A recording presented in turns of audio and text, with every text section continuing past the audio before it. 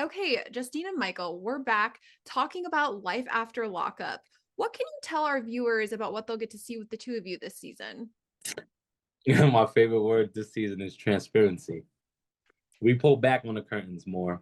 Uh, I feel like during our time on this on the franchise, we've learned how to deal with the goods and the bads. Because I mean, when we first got on the first season, I'm like, babe, be careful what you put out because the world's not really that nice. And people can say whatever they want on social media. So just be mindful because everyone's not going to be receptive to your circumstances or your problems the way you are. They're going to pass judgments on you. They're going to call you names or whatever. But as the time progressed, we've learned how to deal with that stuff. And I think we felt like the more relatable we are, the more positive, right? Positivity we get, I think. Yeah, I think that the fact that we're transparent, we're very relatable. There's a lot of families that go through what we go through. You know what I mean? There is every family deals with somebody incarcerated. There's not a family that just, gets to skip by like the tough stuff. So we're just here to, show you guys like you can go through some tough, but there's an ending. Like it's not all bad. And the show does showcase a lot of resilience, I feel like, with the cast. What has been the most difficult thing that you have overcome recently as a couple, and how did you get through that time? The most difficult thing that we've overcome as a couple, I think, is having understanding of each other's feelings. Like it's I'm more desensitized than she is. Why? Because of my circumstances, the stuff I've seen, the stuff I've been through, my childhood. Justine had completely different child. When I was freaking stealing bread to eat like Aladdin, she was in on cruises in Mexico. You know what I mean? But then she went through a tough patch as an adult as to where I was living the life. So our experiences are very different. So sometimes I have to remind myself, to be honest, because she's pretty good at it, that I can't expect her to handle things the way I would. You know what I mean? Because we're just different. We're very different. He's very like raw, direct to the point, and I'm more like, well, let's kind of like fluff this a little bit so it's not too harsh. I But think, but like I told Justine, I think that what has developed that tough skin is the fact that I lost so much time that I don't have time for. So instead of wasting my time, I just tell you what it is. I keep it pushing. I cut people off real fast. You know what I mean? Because yeah, I'm not gonna give you my time or energy. So I tell Justine, like, yeah, if it's somebody you want to keep around, don't have me talk to them because I'll make sure they don't come back around. You know what I mean? But it's just because, like I said, I've been through something different than she has. Mhm. And I feel like, Michael, we've seen you have such a positive growth from what you've gone through, your experience since leaving prison. Could you talk about what you've learned about yourself in that experience since going from leaving prison and being on the show? Honestly, before I met Justine, I was coming out here with a vengeance. I was coming back to call my plugs and hit the street and run it up because I was mad. I was mad that I got caught. I was mad at the system. But after meeting Justine, I started to look at things differently. I felt like I had a lot to lose.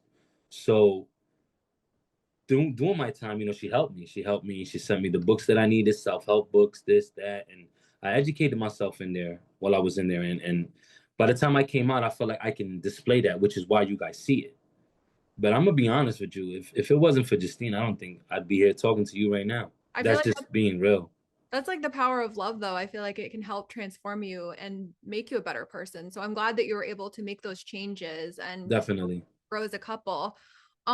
What advice, because I feel like as you mentioned, a lot of people have gone through similar situations. What advice would you give to people who've gone through a similar situation to you? Maybe in a relationship with someone who's serving time. How would you tell them ways to help navigate through that type of situation? You want to go first? yeah, sure. Um, I would say if you're not ready for like a tough time, don't do it. Like if you're more about going out, hanging with your girlfriends and doing all that kind of stuff, which is totally acceptable, don't do this because the two don't go together. You know what I mean? And if you think that the battle is over when they come home, you are very wrong. You're in for chapter two.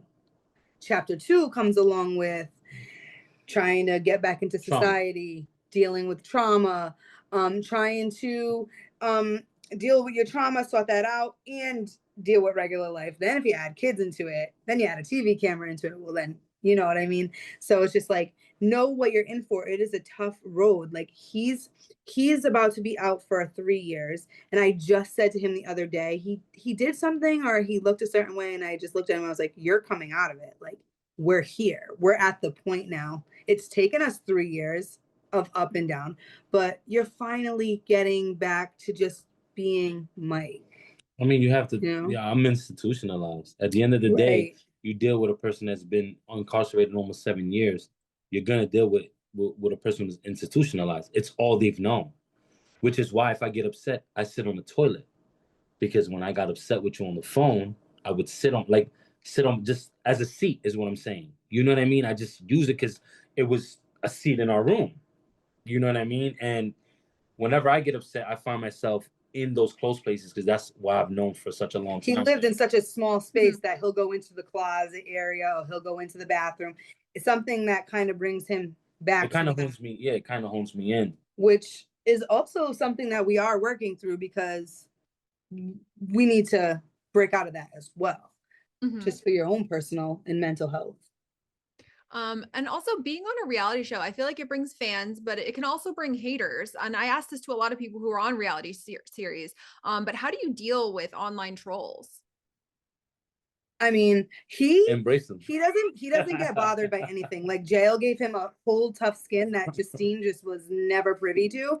So like the first season, I'd be like, Mike, can you believe this? Like, this is not true. And now I'm season 6. I've been on the longer than anybody. So I'm just like, yeah, it is. It comes with the territory. It makes for a fun time. You know, we laugh at a lot of stuff. It's so goofy. It's like, well, where did you come up with this? Like, this is wild. Like, I like when we see the articles and they just have everything wrong. Mike is 29, Justine's 28. Like, yeah. What?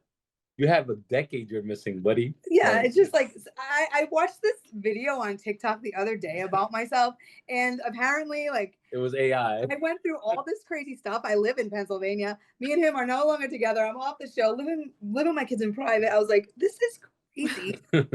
Like crazy. People really believed it though. I was getting all types of stuff. Like, it was crazy. Oh my gosh, the AI stuff is wild. Whenever I see AI news stories, I'm like, what is going on? How did this even like come about? What are their sources? Like, I know, right? But I feel like if they're gonna sit there and do like take their time to make an AI whole thing of me, like I'm important enough. Like, so that makes me feel amazing. Yeah. Not gonna lie.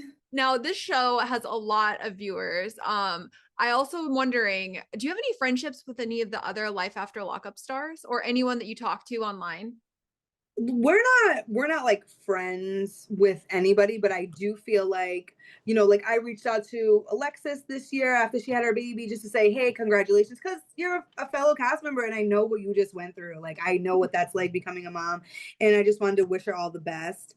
And sometimes, you know, Melissa and Louie, you know, I'll comment under her stuff because they're funny. They're funny and they're positive. Melissa and Louie are definitely they're on our way to being our friends. Yeah. I feel like if I was gonna hang out with anybody, they're East Coast, she's Jersey, she gets it. And he's just like so positive. He's one of those people that I feel like, along with Mike, has changed the trajectory of the actual show and showing men doing good, men really standing by the things that they said when they were behind the wall. And I just feel like we need that balance on the show. We can't all be Rex all over the place. You know what I mean? So I give them a lot of respect. I think they're a very respectable couple.